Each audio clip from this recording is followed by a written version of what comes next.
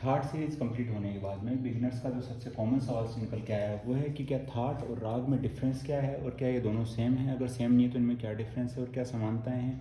तो अगर आपका भी ये कन्फ्यूज़न है तो इस वीडियो के बाद आपका ये कन्फ्यूज़न हमेशा के लिए दूर होने वाला है। तो बात शुरू करते हैं हम थाट से। थाट होता है स्वर समूह है, इसके अंदर सातों स्वर होते हैं, इनका कोई आरोह अवरोह का मतलब इसमें ये हम ध्यान रखते हैं कि क्या शुद्ध है या कौन से स्वर शुद्ध लगाने हैं, कौन से तीव्र लगाने हैं, कौन से आपको यहाँ कोमल लगाने हैं।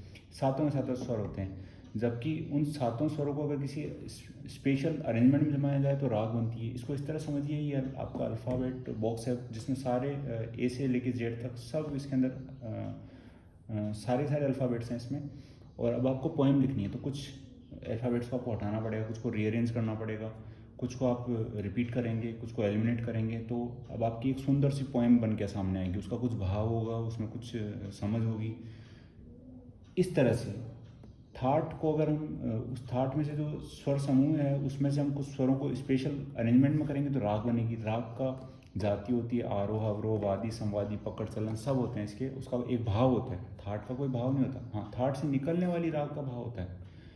तो थाट को केवल इसलिए समझा जाता है ताकि हम राग को समझ पाएँ। तो अब हम बात करेंगे एक राग के बारे में। एग्जाम्पल ले लेते हैं हम तिलक कामोद। राग तिलक कामोद जो कि थाट खमाज से निकलता है।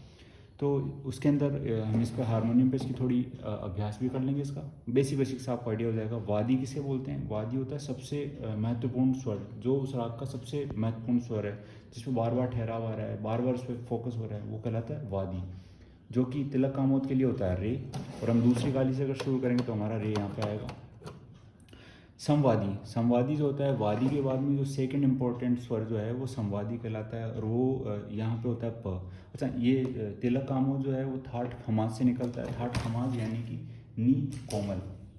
थाट सीरीज़ के लिए मैं आपको पूरा नीचे डिस्क्रिप्शन में लिंक दे दूंगा अगर आप देखना चाहें वहाँ से।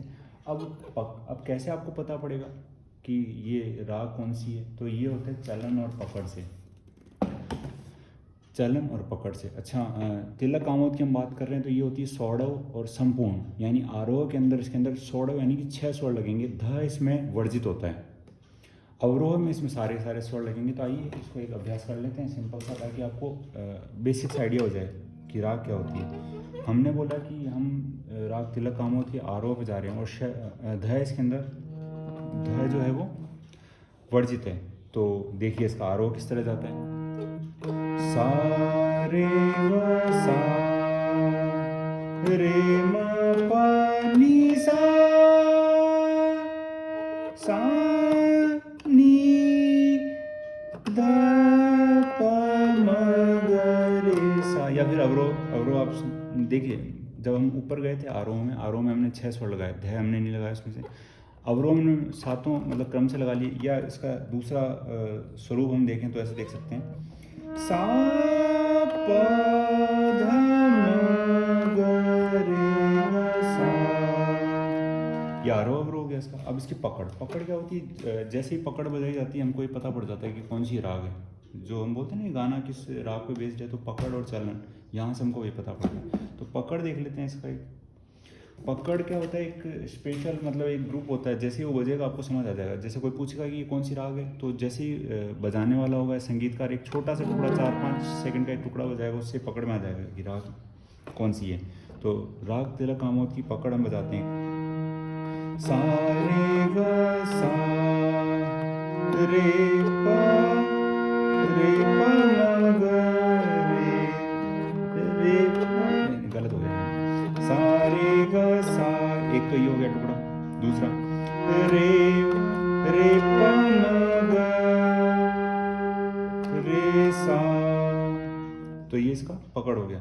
चलन, चलन जो है वो मतलब अब एक इसका अभ्यास हो गया। ये गहराई में आपको जाके अगर आपको देखना छोटे से रूप में तो कैसे, जैसे कि सा रे ग सा रे म प नहीं, रे म प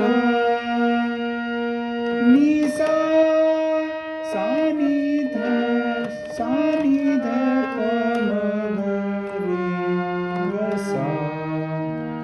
तो इस तरह से इसमें भाव होता है, राग में भाव होता है, उसकी एक फिक्स मतलब बंदिश होती है उसमें।